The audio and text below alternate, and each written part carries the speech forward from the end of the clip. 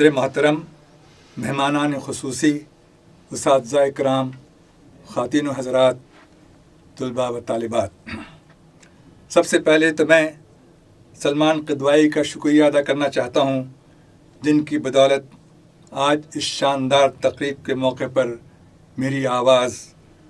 آپ تک پہنچ رہی ہے۔ اس کے بعد میں ان تمام طلباء اور طالبات کو دلی مبارکباد پیش کرتا ہوں جو آج انعامات سے نوازے جا رہے ہیں۔ ساتھ ساتھ میں ان تمام اساتذہ کرام کو بھی قابل تحسین سمجھتا ہوں جن کی لگن، جن کا جذبہ اور جن کی محنت ان انعامات کے پس منظر میں بہت صاف صاف دکھائی دیتی ہے۔ انعامات کی یہ تقسیم، یہ خوشیاں، یہ رونق، یہ چہل پہل دراصل نور العلوم ایجوکیشن سوسائٹی کی کامیابی کی دلیل ہے۔ خاص کر سیمہ منصور پبلک اسکول کے اس خوشگوار پربہار سرسبز و شاداب چمنزار میں، جو کہ چند سال پہلے ایک ویران سنسان میدان ہوا کرتا تھا، اس کا اس انداز سے گل گلزار ہو جانا نور العلوم ایجوکیشن سوسائٹی کا بہت بڑا کارنامہ ہے۔ جب کبھی سیمہ منصور پبلک اسکول کی خوبصورت عمارت پر میری نظر پڑتی ہے تو اس کے پس منظر تاج محل کا عکس نظر آتا ہے، جو عکاسی کرتا ہے اس پرخلوص اور اٹوٹ محبت کی جو سید نوید امین کو اپنی دادی مرحومہ محترمہ بیگم سیمہ خاتون منصور سے ہے۔ یہ تاج محل اس بات کی دلیل ہے کہ محبت زندہ رہتی ہے، محبت مر نہیں سکتی، اور محبت زندہ رہ کر بڑے بڑے کارنامے انجام دے سکتی ہے، ملک اور قوم کی خدمت کا باعث بن سکتی ہے، ایک ویرانے کو گلے گلزار کر سکتی ہے۔ سیمہ منصور پبلک اسکول نے ایک ایسی ہی پسماندہ جہالت کی تاریکیوں میں گمشدہ ویرانے کو چمنزار کیا ہے۔ ہتھرس کے اس ڈپریسڈ اور ڈاؤن ٹراڈن گمنام پرسارا گاؤں اور اس کے اطراف کے غربت اور جہالت کے مارے ہوئے علاقوں میں سیمہ منصور پبلک اسکول نے علم کا چراغ روشن کیا ہے۔ اللہ سبحانہ و تعالیٰ سے دعا ہے کہ یہ چراغ اور زیادہ روشن ہو، یہ تعلیم گاہ اور زیادہ پھولے پھلے پروان چڑھے، اور دعا ہے کہ سید نوید امین ہمیشہ تندرست رہیں، خوش رہیں اور اللہ کی پناہ میں محفوظ رہیں۔ آمین ثم آمین۔ سیمہ منصور پبلک اسکول کے پس آئینہ مجھے ایک عکس اور نظر آتا ہے، اور وہ ہے لازوال قربانیوں، انتھک محنتوں اور جہد مسلسل کا جذبہ جو جناب پروفیسر ڈاکٹر نفیس احمد صاحب کا حصہ ہے۔ جس رفتار اور جس انداز سے سیمہ منصور پبلک اسکول ترقی کی منزلیں طے کر رہا ہے، اس بات کی روشن دلیل ہے کہ اللہ کی مدد اسی وقت اور صرف اسی وقت شامل حال ہوتی ہے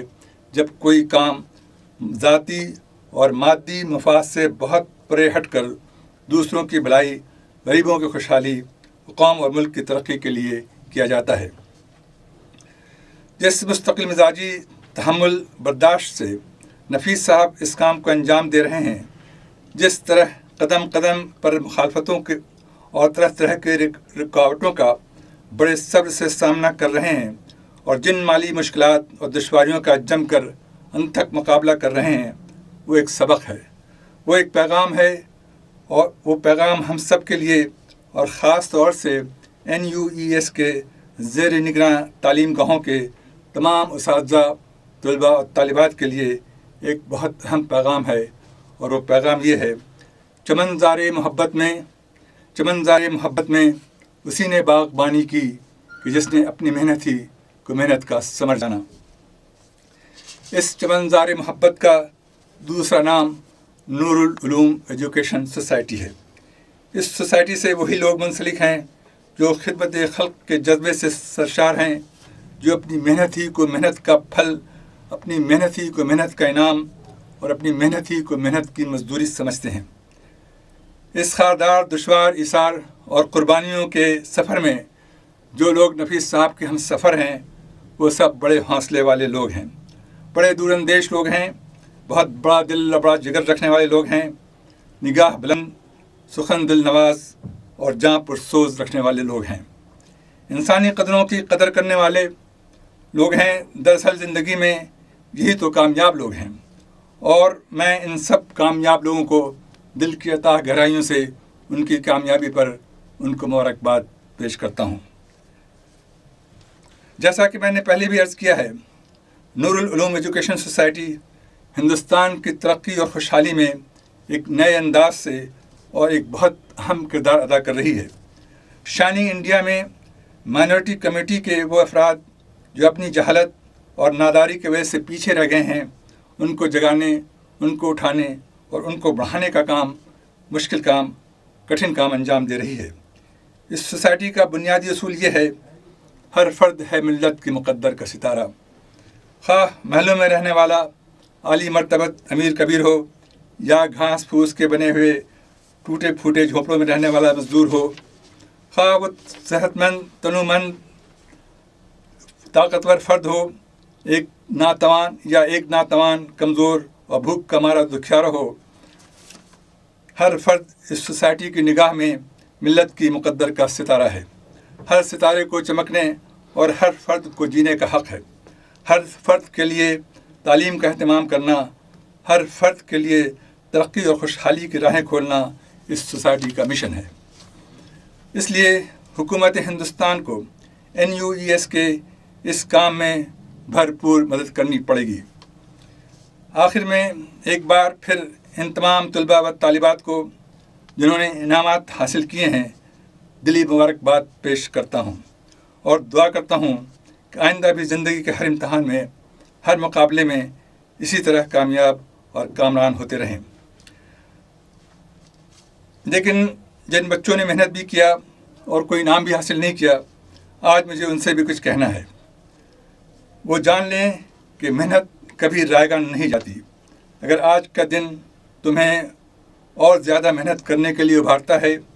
اگر آج کا دن دل و جان سے محنت کرنے پر آمادہ کرتا ہے، یقین محکم کے ساتھ عمل فہم کے لیے تیار کرتا ہے،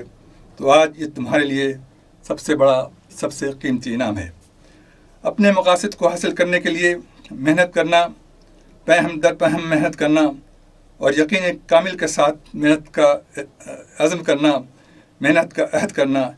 یہی تو سب سے قیمتی انعام ہے۔ یقین محکم، عمل پہم، محبت فاتح عالم، جہاد زندگانی میں ہیں یہ مردوں کی شمشیریں۔